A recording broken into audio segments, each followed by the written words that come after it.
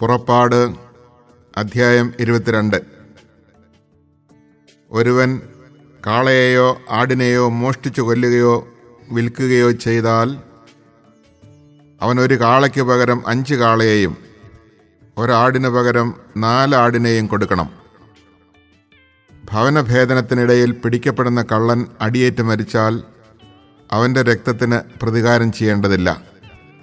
എന്നാൽ സൂര്യോദയത്തിന് ശേഷമാണ് ഇത് സംഭവിക്കുന്നതെങ്കിൽ അവൻ്റെ രക്തത്തിന് പ്രതികാരം ചെയ്യണം. മോഷ്ടിച്ച വസ്തു മുഴുവൻ മോഷ്ടാവ് തിരിച്ചു കൊടുക്കണം. അവൻ്റെ കൈവശമൊന്നുമില്ലെങ്കിൽ അവനെ വിറ്റ് നഷ്ടം ഈടാക്കണം. മോഷ്ടിക്കപ്പെട്ട കാളയോ കഴുതയോ ആടോ അവൻ്റെ പക്കൽ ജീവനോടെ കാണപ്പെടുന്നെങ്കിൽ മോഷ്ടിച്ചതിൻ്റെ ഇരട്ടി അവൻ തിരികെ കൊടുക്കണം. ഒരുവൻ മറ്റൊരുവൻ്റെ വയലിലോ മുന്തിരിത്തോട്ടത്തിലോ തൻ്റെ കന്നുകാലികളെ മേയ്ക്കുകയോ അവയെ അഴിച്ചുവിട്ട് മറ്റൊരുവൻ്റെ വയലിൽ മേയാനിടയാക്കുകയോ ചെയ്താൽ അവൻ തൻ്റെ വയലിലും മുന്തിരിത്തോട്ടത്തിലും നിന്നുള്ള ഏറ്റവും നല്ല വിളവ് നഷ്ടപരിഹാരമായി കൊടുക്കണം. മുൾപടർപ്പിന് തീ പടർന്നു പിടിച്ചിട്ട് കൊയ്തു കൂട്ടിയ ധാന്യമോ കൊയ്യാത്ത ധാന്യമോ വയലോ കത്തി നശിക്കാനിടയായാൽ തീ കത്തിച്ചയാൾ നഷ്ടപരിഹാരം ചെയ്യണം. അയൽക്കാരൻ സൂക്ഷിക്കാനേൽപ്പിച്ച പണമോ സാധനങ്ങളോ ഒരു വീട്ടിൽ നിന്ന് മോഷ്ടിക്കപ്പെടുകയും കള്ളനെ പിടികൂടുകയും ചെയ്താൽ മോഷ്ടിച്ചതിൻ്റെ ഇരട്ടി അവൻ തിരികെ കൊടുക്കണം. കള്ളനെ പിടികിട്ടിയില്ലെങ്കിൽ താൻ അയൽക്കാരൻ്റെ വസ്തുക്കളിന്മേൽ കൈവച്ചിട്ടില്ലെന്ന് വീട്ടുടമസ്ഥൻ ദൈവത്തിരുമുമ്പിൽ സത്യം ചെയ്യണം. കാള, കഴുത, ആട്, വസ്ത്രം, നഷ്ടപ്പെട്ട മറ്റെന്തെങ്കിലും വസ്തു ഇവയെപ്പറ്റി തർക്കമുണ്ടാവുകയും ഇതെൻ്റേതാണ് എന്ന് 2 പേർ അവകാശപ്പെടുകയും ചെയ്താൽ ഇരുവരും ദൈവസന്നിധിയിൽ വരട്ടെ. കുറ്റക്കാരനെന്ന് ദൈവം വിധിക്കുന്ന ആൾ തൻ്റെ അയൽക്കാരന് ഇരട്ടി തിരികെ കൊടുക്കണം. ഒരുവൻ അയൽക്കാരൻ്റെ പക്കൽ സൂക്ഷിക്കാനേൽപ്പിച്ച കാളയോ കഴുതയോ ആടോ മറ്റേതെങ്കിലും മൃഗമോ പരിക്കേൽക്കുകയോ ചത്തുപോവുകയോ നഷ്ടപ്പെടുകയോ ചെയ്യുകയും അതിന് സാക്ഷിയില്ലാതിരിക്കുകയും ചെയ്താൽ ആ അയൽക്കാരൻ കർത്താവിൻ്റെ നാമത്തിൽ സത്യം ചെയ്ത് തൻ്റെ നിരപരാധത തെളിയിക്കണം. ഉടമസ്ഥൻ സത്യപ്രതിജ്ഞ അംഗീകരിക്കണം. മുതൽ തിരിച്ചു കൊടുക്കുവാൻ അപരന് കടമയുണ്ടായിരിക്കുകയില്ല. എന്നാൽ അത് തൻ്റെ പക്കൽ നിന്ന് മോഷ്ടിക്കപ്പെട്ടാൽ അവൻ അതിൻ്റെ ഉടമസ്ഥന് നഷ്ടപരിഹാരം ചെയ്യണം. വന്യമൃഗങ്ങൾ അതിനെ കടിച്ചു കീറിയെങ്കിൽ തെളിവിനായി അവശിഷ്ടങ്ങൾ ഹാജരാക്കട്ടെ. കടിച്ചു കീറപ്പെട്ടതിന് നഷ്ടപരിഹാരം ചെയ്യേണ്ടതില്ല. ഒരുവൻ തൻ്റെ അയൽക്കാരനിൽ നിന്ന് ഏതെങ്കിലും മൃഗത്തെ വായ്പ വാങ്ങിയിട്ട് ഉടമസ്ഥൻ്റെ അസാന്നിധ്യത്തിൽ അത് ചാകുന്നതിനോ അതിന് മുറിവേൽക്കുന്നതിനോ ഇടയായാൽ അവൻ നഷ്ടപരിഹാരം ചെയ്യണം.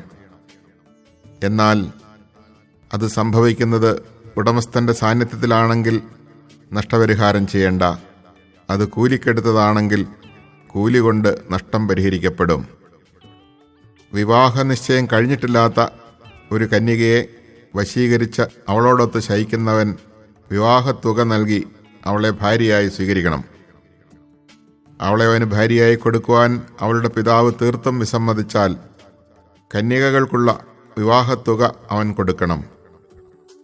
മന്ത്രവാദിനിയെ ജീവിക്കാൻ അനുവദിക്കരുത്. മൃഗത്തോട് സംഗമിക്കുന്നവൻ വധിക്കപ്പെടണം. കർത്താവിന് മാത്രമല്ലാതെ മറ്റ് ദേവന്മാർക്ക് ബലി അർപ്പിക്കുന്നവനെ നിശേഷം നശിപ്പിക്കണം. നിങ്ങൾ പരദേശിയെ ദ്രോഹിക്കുകയോ ഞെരുക്കുകയോ അരുത്. നിങ്ങൾ ഈജിപ്തിൽ പരദേശികളായിരുന്നല്ലോ. വിധവയെയോ അനാഥനെയോ നിങ്ങൾ പീഡിപ്പിക്കരുത്. നിങ്ങൾ അവരെ ഉപദ്രവിക്കുകയും അവർ എന്നെ വിളിച്ച് കരയുകയും ചെയ്താൽ നിശ്ചയമായും ഞാൻ അവരുടെ നിലവിളി കേൾക്കും. എൻ്റെ കോപം ജ്വലിക്കുകയും നിങ്ങളെ ഞാൻ വാൾ കൊണ്ട് വധിക്കുകയും ചെയ്യും. അപ്പോൾ നിങ്ങളുടെ ഭാര്യമാർ വിധവകളും നിങ്ങളുടെ മക്കൾ അനാഥരുമായി തീരും. നിന്നോടൊന്നിച്ച് വസിക്കുന്ന എൻ്റെ ജനത്തിൽ ദരിദ്രരായ ആർക്കെങ്കിലും നീ വായ്പ കൊടുത്താൽ പലിശയ്ക്ക് കടം കൊടുക്കുന്നവനെ പോലെ പെരുമാറരുത്. അവരിൽ നിന്ന് പലിശ ഈടാക്കുകയും അരുത്. അയൽക്കാരൻ്റെ മേലങ്കി പണയം വാങ്ങിയാൽ സൂര്യാസ്തമയത്തിന് മുൻപ് അത് തിരികെ കൊടുക്കണം. എന്തെന്നാൽ അതുമാത്രമാണ് അവനുള്ള പുതപ്പ്. തൻ്റെ ശരീരത്തിൽ അണിയുന്ന ആ ഉടുപ്പല്ലാതെ അവൻ ഉറങ്ങുമ്പോൾ പുതയ്ക്കാൻ മറ്റെന്തുണ്ട്?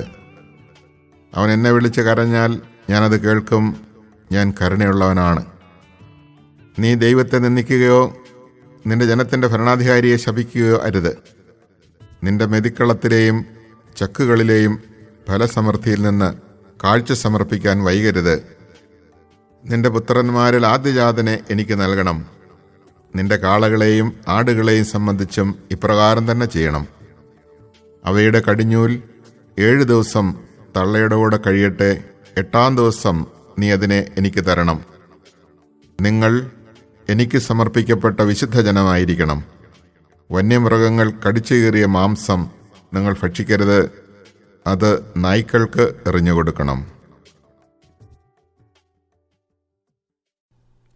Chapter 22.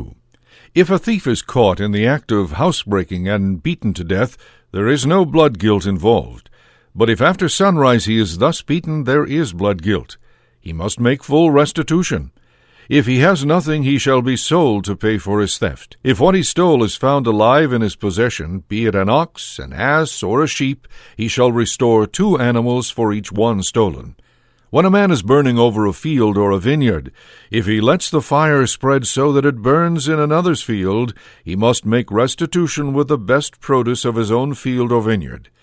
If the fire spreads further and catches on to thorn bushes, so that shocked grain or standing grain or the field itself is burned up, the one who started the fire must make full restitution. When a man gives money or an article to another for safekeeping, and it is stolen from the latter's house, the thief, if caught, must make 2-fold restitution. If the thief is not caught, the owner of the house shall be brought to God to swear that he himself did not lay hands on his neighbor's property. In every question of dishonest appropriation, whether it be about an ox, or an ass, or a sheep, or a garment, or anything else that has disappeared, where another claims that the thing is his, both parties shall present their case before God. The one whom God convicts must make 2-fold restitution to the other. When a man gives an ass or an ox or a sheep or any other animal to another for safekeeping, if it dies or is maimed or snatched away without anyone witnessing the fact, the custodian shall swear by the Lord that he did not lay hands on his neighbor's property. The owner must accept the oath, and no restitution is to be made. But if the custodian is really guilty of theft, he must make restitution to the owner. If it has been killed by a wild beast, let him bring it as evidence, and he need not make restitution for the mangled animal. When a man borrows an animal from his neighbor, if it is maimed or dies while the owner is not present, the man must make restitution. But if the owner is present, he need not make restitution. If it was hired, this was covered by the price of its hire. When a man seduces a virgin who is not betrothed and lies with her, he shall pay her marriage price and marry her. If her father refuses to give her to him, he must still pay him the customary marriage price for virgins. You shall not let a sorceress live. Anyone who lies with an animal shall be put to death. Whoever sacrifices to any god except to the Lord alone shall be doomed. You shall not molest or oppress an alien, for you were once aliens yourselves in the land of Egypt. You shall not wrong any widow or orphan. If ever you wrong them and they cry out to me, I will surely hear their cry. My wrath will flare up, and I will kill you with the sword. Then your own wives will be widows and your children orphans. If you lend money to one of your poor neighbors among my people, you shall not act like an extortioner toward him by demanding interest from him. If you take your neighbor's cloak as a pledge, you shall return it to him before sunset. For this cloak of his is the only covering he has for his body. What else has he to sleep in? If he cries out to me, I will hear him, for I am compassionate. You shall not revile God, nor curse a prince of your people. You shall not delay the offering of your harvest and your press. You shall give me the firstborn of your sons.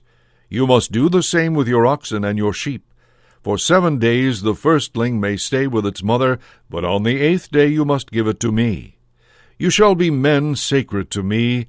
Flesh torn to pieces in the field you shall not eat. Throw it to the dogs.